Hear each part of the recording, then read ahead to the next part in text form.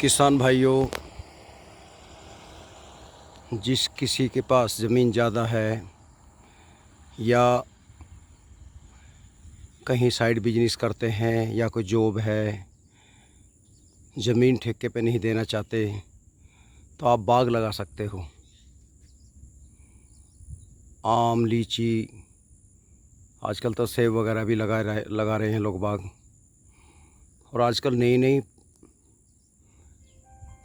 किस्में ऐसी आ गई हैं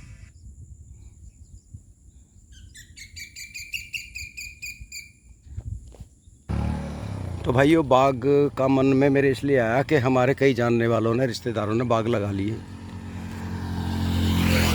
क्योंकि गन्ने की फसल हर किसान बो रहा है, जो नौकरी पेशे वाला उसे तो कुछ लाभ है ही नहीं।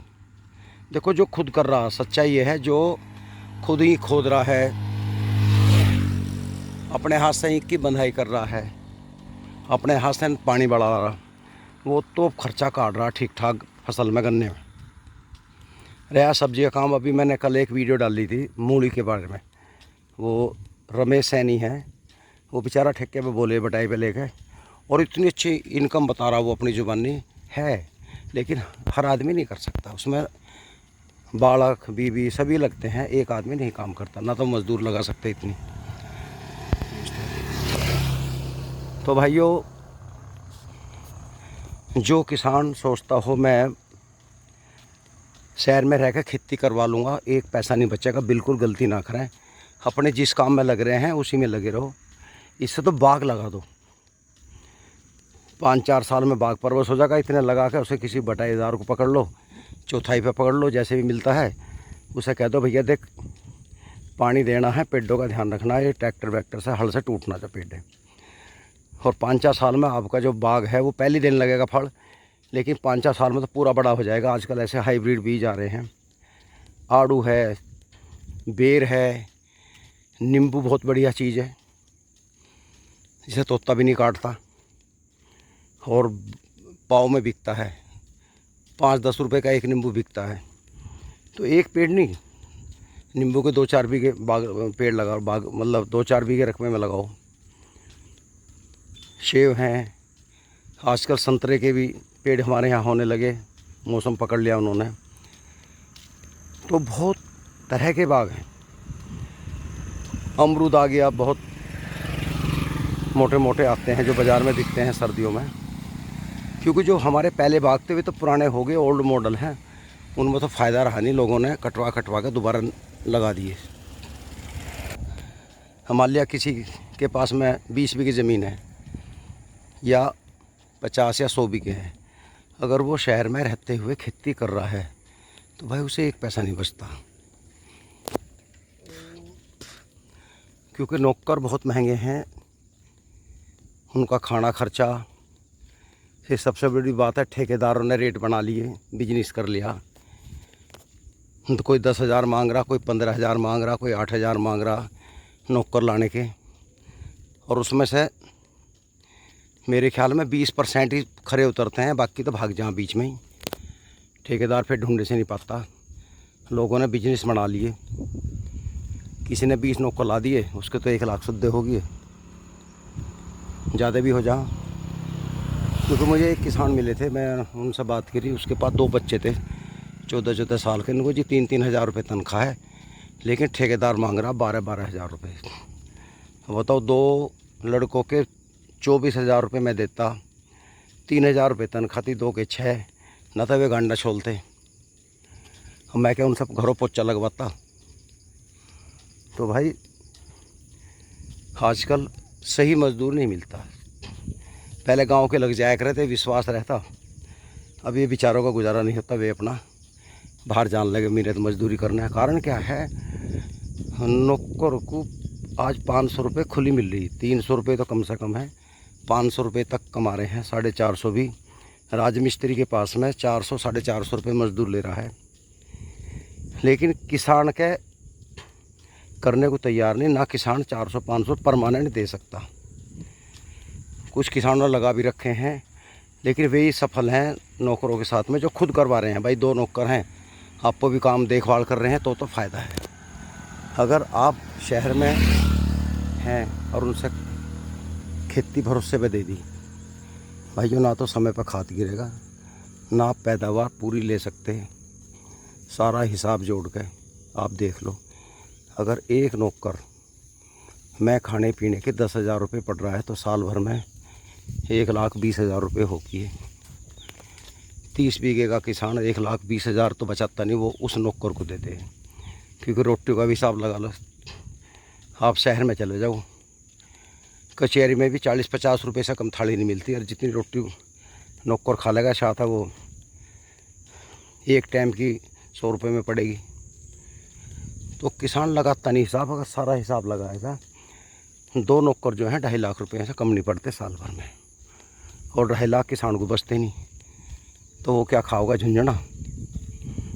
तो भाइयों, अगर आप खुद कर रहे हैं आज के टाइम में, जो खुद कर रहे हैं अपने आप, चाहे वो ज़मीन थोड़ी हो या थोड़ी ज़्यादा भी हो, बहुत से भी ऐसे किसान हैं जिनके 150-150 बीघे ज़मीन है, परिवार एकजुट रह रहे हैं। वे ईख भी बांधते हैं, गन्ने की छुलाई भी अपने हाथ से करते हैं, मैंने देखा है।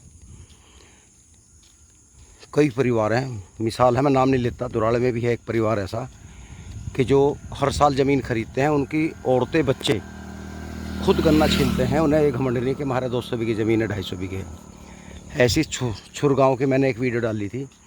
संयुक्त परिवार है, 26 सदस्य हैं उनके घर में, 4 भाई हैं, उनके बच्चे हैं, बीवी हैं।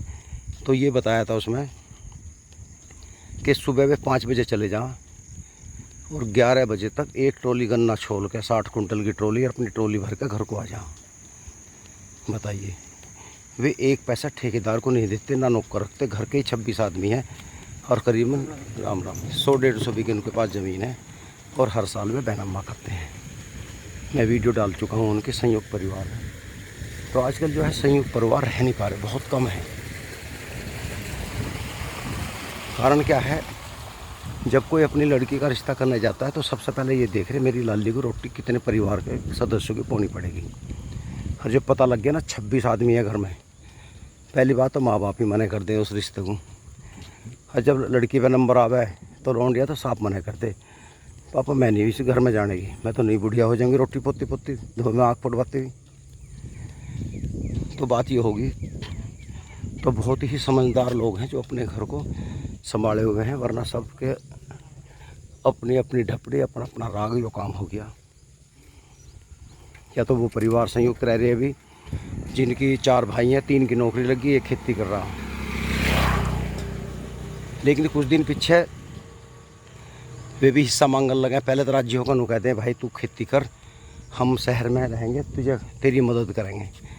लेकिन जब उनका बालक हो जाए ना, और औरतें खुद कहने लगे कि वो तो मौज ले रहा, अकेला सारी आमदनी पी रहा है, हमें कुछ मिलता नहीं, और हम नहीं मानते, हम तो खेती में तो बहुत तकड़ी आमदनी है, हम तो उससे हिस्सा मांगेंगे।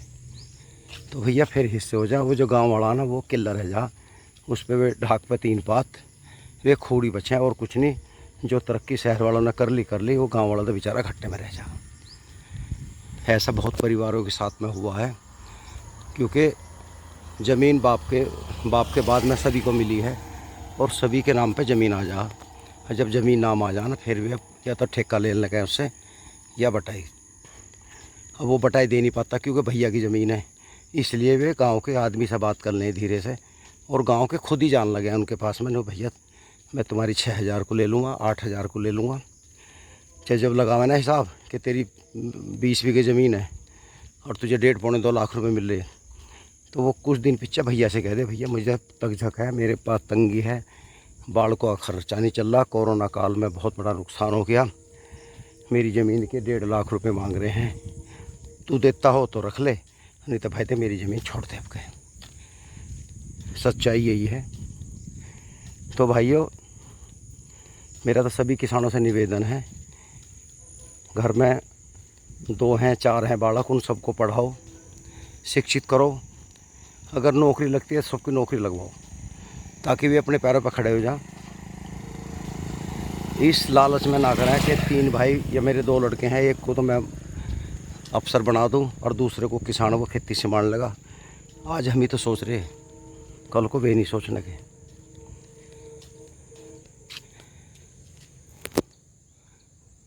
क्योंकि कोई साझा नहीं रहता। बड़े बड़े परिवार हैं, सब टूटते हैं, छोटे भी टूटते हैं। इसलिए हम उसके साथ सौतेला व्यवहार कर रहे हैं, जिसे हम एक को तो अफसर बना रहे, पैसा लगा कर उसकी पढ़ाई पे सब जगह, और एक को कह रहे हैं भैया तू भैंस का गोबर हटा, खेत में चल, तुझे तो खेती करनी है। और उसके मन में ये आ जाए यार मैं तो मौज लूँगा, खेती करूँगा। लेकिन कल क्या होता है, जब उसके बालक हो जाए, बड़े हो जाए, वो घाटे में हो जाए। कई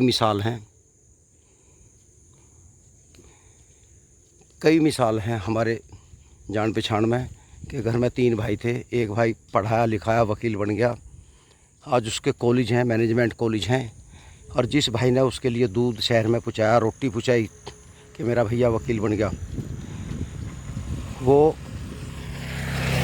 आज अपनी 5-4 बीघे में सिमट कर रह गया। उसके बालक कोई ट्रक ड्राइवरी कर रहा है, कोई किसी की ज़मीन ठेके पे लेकर बो रहा है। वे मजदूर टाइप हो गए क्योंकि उनके पास और जरिया नहीं था। क्योंकि उनके वे आज अपने बाप को गाली दे रहे हैं कि प्याले दूध शहर में ले जाकर, क्योंकि वो जो वकील बना था उसने तो पैसा कमा लिया, उसने बहुत बड़ा काम कर लिया। या जो कोई प्रोफेसर बन गया था, मतलब जो भी किसी भी रूप में कामयाब हो गया, तो वो तो इतना रईस बन गया। उसके तो आज कॉलेज हैं, उसके बच्चे ए ग्रेड की ज़िंदगी जी रहे हैं। वो उन गांव वालों से, अगली जो पीढ़ी है उन गांव वालों से बात नहीं करती कि कभी हमारे घर आकर हमसे कुछ मांग लें, कुछ तगादा कर लें। क्योंकि बड़े घर के बच्चे जो 20 लाख की गाड़ी में घूम रहे हैं, वो एक बाइक वाले से बात नहीं करते। तो भाई ये मेरा निवेदन है कि अपने बच्चों को पढ़ाएं, शिक्षित करें। अगर खेती ही करानी है तो ईमानदारी से बांटें। भाइयों, इतिहास गवाह है, एक मिसाल है